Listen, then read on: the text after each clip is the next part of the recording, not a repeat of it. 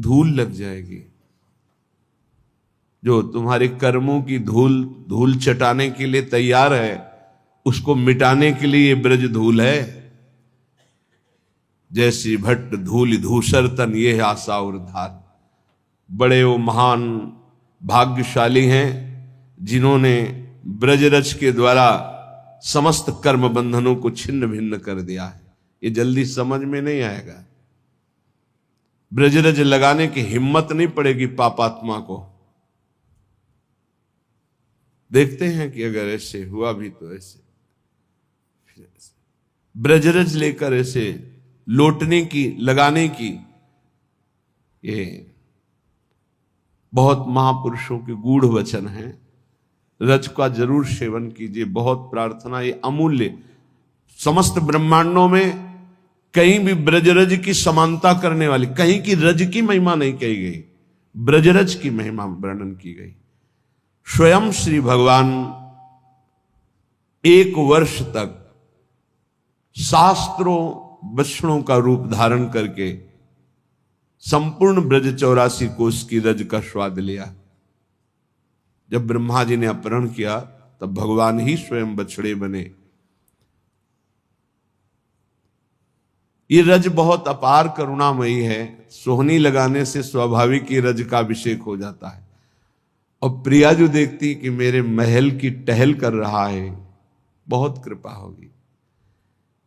संपूर्ण वृंदावन, संपूर्ण ब्रज हमारे प्रभु का निज घर है, निज घर है। कहीं भी सोनी लगा रहे हो तो प्रभु के घर में लगा रहे हो।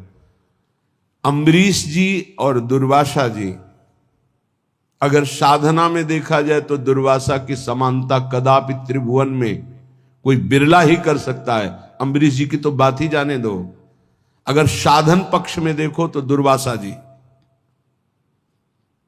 और समर्पण पक्ष में देखो तो अम्बरीश जी। अपने हाथ से सोहनी लगाते हैं, अपने हाथ से पोछा लगाते हैं, चक्रवर्ती सम्राट होते हुए भी।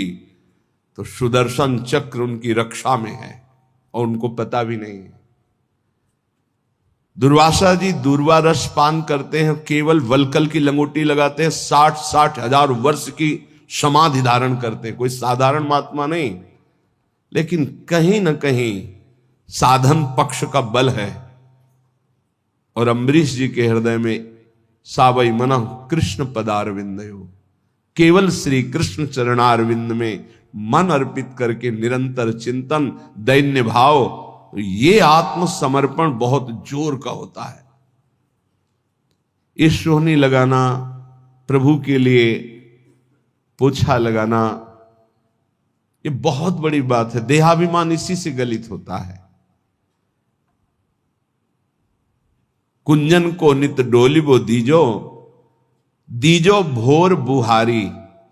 रोज हम सोहनी लगावें, कहीं ना कहीं लगावें। एक नियम बना ले थोड़ा सोहनी लगाने का। अपने लोगों को का नियम था, पूरा हित धाम को करते हुए परिक्रमा मार्ग मदन टेर के सामने तक ऐसे पूरा साफ कर, पद गुनगुनाते हुए जो सोहनी लगाने में सुख मिलता है ना, अलग अलग स्वाद होता है भजन का। जैसे एक ही खोए को बहुत प्रकार से हम स्वाद लेते हैं, कुछ पेड़ा बना के, कुछ लड्डू बना के, कुछ उसी खोए के विविध प्रकार की मिठाइयां बनती। ऐसे ही भजन का विविध स्वाद है। माला लेकर एकाग्रता पूर्वक जप करना, सत्संग सुनना, सोहनी पोछा लगाना, भगवत सेवा करना, साधु सेवा, ये विविध प्रकार से उसी भगवदानंद का रसास्वादन है। श्री भोरी सखी जी कहती हैं, प्रिया जो ऐसी कृपा करो कि ब्रज में वास मिले, वृंदावन वास मिले, और आपके कुंजों में रोज सोहनी लगाने का सौभाग्य मिले। ये संपूर्ण वृंदावन ब्रज ये कुंज निकुंज है।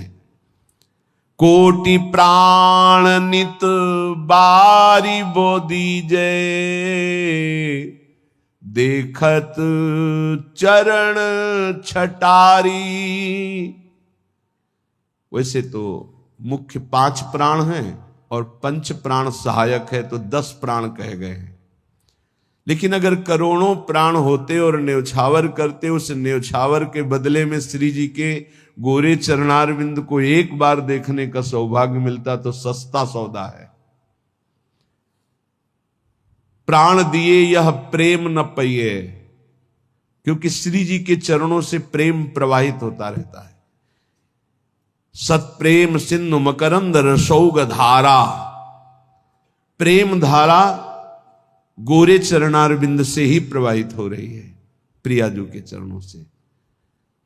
लालजू का प्रेम ही प्रियाजू है। इसलिए एक रसिक महान पुरुष ने कहा कि श्री कृष्ण का प्रेम बिना प्रियाजू की कृपा के मिल ही नहीं सकता। उन्होंने विनोद में कहा, श्री कृष्ण के पास तो प्रेम है ही नहीं, वो तो प्रियाजू है। तो एक उपासक ने प्रश्न किया के हित धाम में कि उन्होंने ऐसे कैसे कह दिया, हमें बड़ी जलन हुई कि श्री कृष्ण के पास प्रेम ही नहीं है। तुमको शब्द बोलिए, आप वही शब्द बोलिए जो वो बोले हो, क्योंकि आप मिलावट कर दोगे तो अर्थ नहीं निकल पाएगा।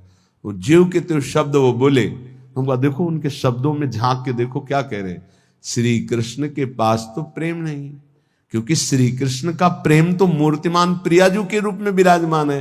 तो बिना प्रियाजू के चरणों की आराधना के प्रेम कैसे प्राप्त हो जाएगा? क्योंकि प्रेम रूप तो सांद्रानंद घन प्रेम मूर्ति किशोरी, ललित रंगीली गाइए ताते प्रेम रंग रस पाइए। प्रियाजू कोई और थोड़ी है, लालजू के हृदय का प्रेम जब रूप धारण किया तो लाडली जू के रूप में हुआ। कोटि प्राण नित बारी बो दीजे, देखत चरण छटारी। जैसे जो केवल श्री कृष्ण उपासना में अभी प्रवेश नहीं पाए हैं पर भक्ति करते हैं, वो जब सुनते हैं कि लालजू मोर मुकुट पधराते हैं श्री जी के चरणों में, तो हमने देखा वो चूंकि अभी प्रारंभ है उनकी भक्ति का, भगवान ऐसा कैसे कर सकते, भगवान कैसे ऐसा कर सकते? ठीक है, लेकिन प्रियाजू तो लालजू तो भगवान है ना, भगवान ऐसे। यही है तुम्हारी प्रारंभिक दशा जिससे तुम नहीं जान पा रहे। अरे वो सेन नाई के लिए राजा के चरण चापने पहुंच गए, वो अपने भक्त के लिए सारथी बने बैठे हैं, वो अपने भक्त की मल भरी लंगोटी धो रहे हैं, वो प्रियाजू के चरणों में महावर लगावे तो कोई आश्चर्य की बात है? अरे प्रेम समुद्र प्रभु अपने प्रेम का दुलार कर रहे हैं, तुम्हें आश्चर्य लग रहा है? किंचन मात्र किसी भक्त में प्रेम आ जाता है तो मेरे प्रभु हाथ जोड़े उसकी सेवकाई के लिए खड़े रहते हैं। भक्ताधीन मन पूज्यो भक्ता नाम भयंकर। कैसे कैसे समझोगे?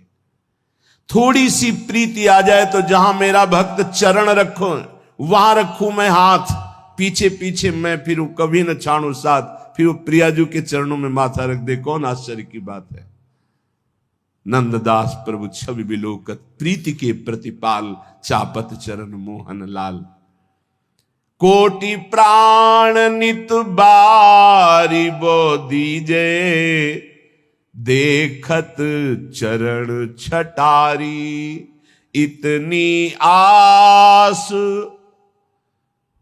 पुजावहु प्यारी, भोरी बलि बलिहारी। दीजे मोहि ऐसो बास ब्रज माही, जुगल नाम को भजन निरंतर, और कदम बन छाही।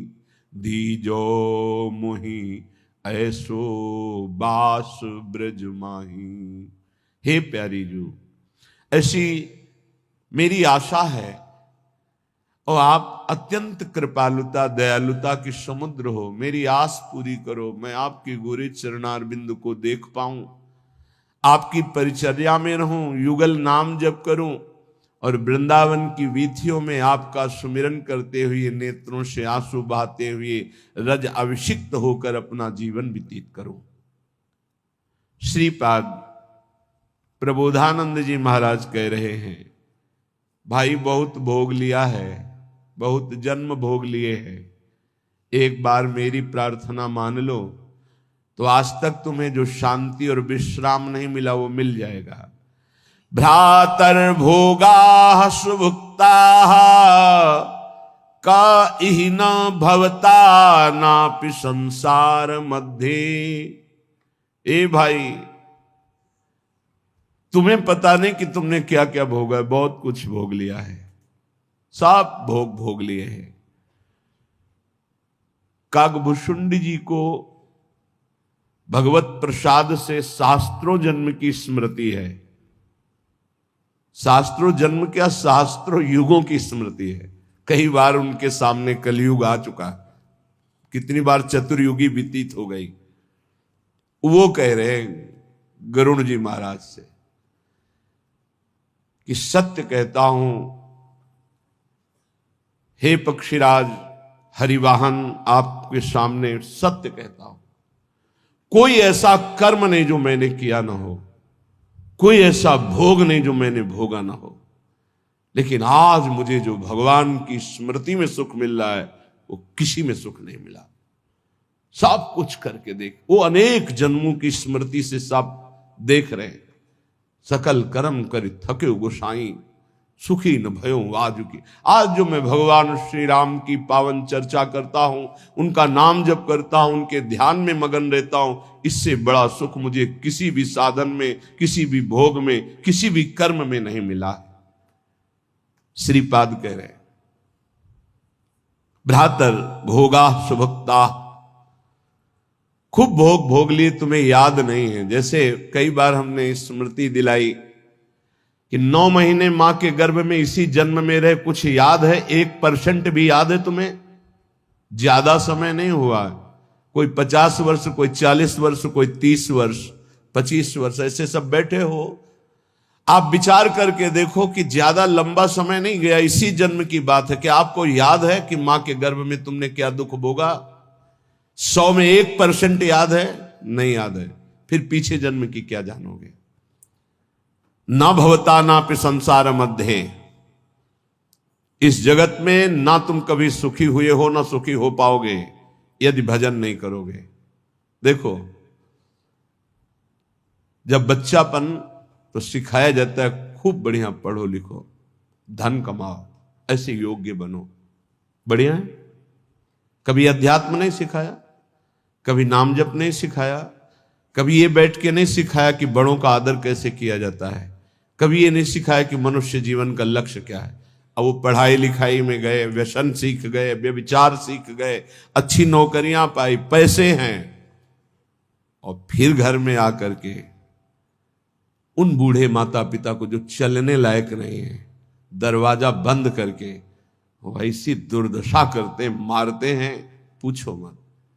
जब ये दृश्य देखने को मिलते हैं ना, तब लगता है भगवान कृपा करो इन माता पिता को जो अपने बच्चों को शिक्षा नहीं दे रहे हैं कि धर्म किसे कहते। तुम समझते हो ये धन कमाने लायक बन जाएंगे तो तुम्हें सुखी करेंगे, ऐसे जैसे जानवर को मारते हैं ना क्रूर कर्मा लोग, ऐसे बूढ़ी माता को मारते हैं, पिता को मारते हैं, पूछो मत। तब लगता है ये जानवर पैदा हुए हैं, ये मनुष्य रूप में पशु पैदा हुए हैं। पशु क्या, राक्षस है। माने मातु पिता नहीं देवा, साधुन ते करवावें सेवा, जिनके ये आचरण भवानी, भगवान शंकर कहते निश्चर सम जानो प्राणी। निश्चर कहते राक्षस को, वो राक्षस है। तुम अपने संतानों को राक्षस मत बनाओ। ये जो केवल तुम मात पिता बाल कहीं बुलावे, उदर भरे सोई जतन सिखावे, तुम राक्षस बनाने की चेष्टा कर रहे हो। बहुत सज्जन बेटा एक आया था अभी 2-4 दिन के अंतर्गत एकांतिक में, उसने कहा मेरी मां कहती कि तुम्हारा मोबाइल तोड़ देंगे यदि तुमने सत्संग सुना। मेरा बाप कहता है कि तुमको हमारी कसम है यदि वृंदावन गए। यही बच्चे जब सतमार्ग से विमुख हो जाएंगे और शराब पीकर घर आएंगे, तब तुम्हारी पूजा करेंगे, तब तुम्हें अपनी कसम ध्यान आएगी कि अगर ये वृंदावन जाता, साधु समागम करता, तो आज लातों से न मारता। आज ये मेरी दुर्दशा न कर। चीख रहा है, क्या है? भ्रातर भोगा सुभुक्ता, भुगतोगे। ये जो कर रहे हो कर्म में भुगतोगे। तुम्हारे बेटा बेटी देख रहे हैं कि बुढ़े के साथ कैसा तुम कर रहे हो, वही इंतजाम तुम्हारे लिए रहेगा, वही इंतजाम, उसे बढ़ के ब्याज सहित। चिंता मत करो। इसलिए हम सबसे प्रार्थना करते हैं, ये कर्म भूमि है, जो बीज बोओगे वही फल काटोगे।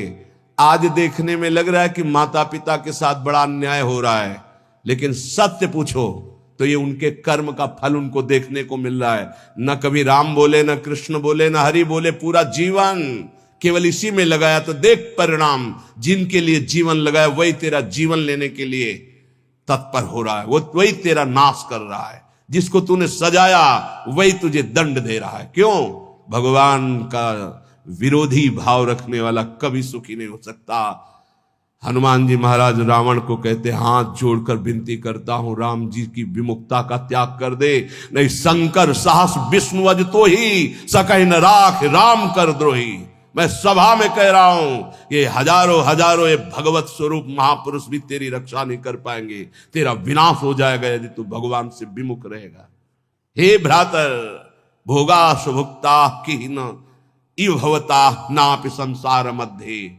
संसार के बीच में तूने क्या क्या नहीं किया, बहुत से पाप किए, बहुत से भोग भोगे। अब बुद्धि ठिकाने लगा लो, सावधान हो जाओ। अभी सब मिटा सकते हो, सब गलतियां मिटा सकते हो, अभी बहुत अच्छे बन सकते हो, अभी भगवत प्राप्ति कर सकते हो। पूरा जीवन गलती करता रहा, जामिल अंतिम में नारायण निकल गया तो भगवत प्राप्त हो गया। अपना पता नहीं कब अंतिम, अब सुधार लो। अगर हमारी आवाज आपके कान में पहुंच रही है, चाहे ऐसे समक्ष बैठे हुए या यूट्यूब में, आपके माता पिता कैसे भी हो, हमारी प्रार्थना है, यदि वो वयोवृद्ध हैं, चलने फिरने में असमर्थ हैं, तो पहले समझ लो उनकी बुद्धि भ्रष्ट हो गई है। तुम्हें मानना पड़ेगा। ये भ्रष्ट का मतलब होता है स्थिति से गिर जाना। अब वो ठीक नहीं बोलेंगे, वो आपको गाली देंगे। आप घी चुपड़ी रोटी सब्जी दाल सब देंगे, फिर भी वो आपको गाली देंगे। आपके रिश्ते नातेदारों से आपकी निंदा करेंगे, पर आप उनकी इस बिगड़ी हुई बुद्धि का रोष पूर्वक अनुगमन करते हुए उनको पीटना, उनको मारना, ये आचरण मत करें, क्योंकि उनकी कर्मानुसार बुद्धि बिगड़ चुकी है।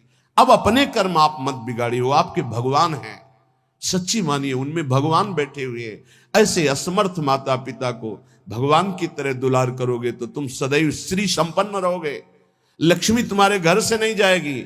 और जिन घरों में माता पिता को त्रास दिया जाता है, जिन घरों में आए हुई पानी ग्रहण करके पत्नी के साथ अनर्थ नाना प्रकार की दोष वृत्तियां, वो घर कभी श्री संपन्न नहीं हो सकता, सुख संपन्न नहीं हो सकता। आप सत्संग सुनने आए हो, इसी का सुधार करना चाहिए। माता पिता आपके साथ क्या व्यवहार कर रहे हैं बिल्कुल मत देखो, ये मान लो कि ये पागल है, उनकी बातें मत सुनो। तुमका अपना कर्तव्य दे, तुम्हारा क्या कर्तव्य, हमको केवल अपना कर्तव्य देखना। हमें बहुत कष्ट होता है जब ये बात देखते हैं कि बूढ़े असमर्थ माता पिता के साथ ऐसा व्यवहार, तब लगता है ये कलेजा है इसका हृदय है कि भगवान ने पत्थर की रचना की इसके हृदय में।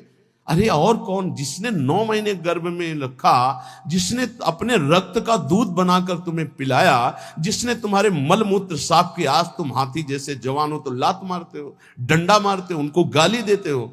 चिंता मत करो, तुम्हारे लिए ब्याज सहित व्यवस्था है, ब्याज सहित दंड मिलेगा। अगर तुम्हें थोड़ा भी ये पता है कि भगवान है तो इतना समझ लो उनके वचन भी हैं, अवश्य में वो भोक्तव्यम कृतम कर्म शुभाशुभम। शुभ और अशुभ कर्मों का भोग भोगना पड़ता है। फिर माता पिता ये तो साक्षात भगवान है, इनके प्रति ऐसा ये कुछ भी बोले। हमने देखा है वयोवृद्ध आदमी की बुद्धि पतित हो जाती। पतित अगर जीवन भर भजन नहीं किया ना, तो पतित का मतलब होता है स्थिति से गिर जाना। भ्रष्ट होने का मतलब होता है गिर जाना। अब उसको जो बोलना चाहिए वो नहीं बोल पाएगा। उस समय हमको क्रोध नहीं करना कि हम तो इतना खवाते पिलाते हैं, ये हमारी निंदा करते हैं। ये हम बहुत गूढ़ बात आपको कह रहे हैं। जिसने अपने माता पिता की सेवा कर ली, उसने भगवान को प्रसन्न कर लिया। उनके नाराज रहने पर, उनके गाली देने पर, उनके तिरस्कार करने पर भी। पर हमारी प्रार्थना है, हम जो शब्द कह रहे हैं उसे ध्यान से सुनिए। जो माता पिता असमर्थ हो चुके हैं, चलने फिरने लायक नहीं है, उनके वर्ताव और उनके कटु वचनों पर ध्यान न दिया जाए, उन्हें भगवान की तरह पूजन करके उनकी सेवा की जाए। जितने दिन जिए खूब मेहनत करके कमाओ, उनको खाओ पियो, कपड़ा लत्ता, सुखपूर्वक जीवन, तो तुम्हारा लोक और परलोक दोनों बन जाएगा। ये शब्द हम शर्त इसलिए रखते हैं कि जो माता पिता अपने कर्तव्य का पालन करना नहीं जानते हैं और अभी चल फिर रहे हैं, मनमानी आचरण करते हैं, गंदे विचारों का पोषण करते हैं, पोषण करने वालों का शोषण करते हैं, ऐसे माता पिता के लिए नहीं कह रहे।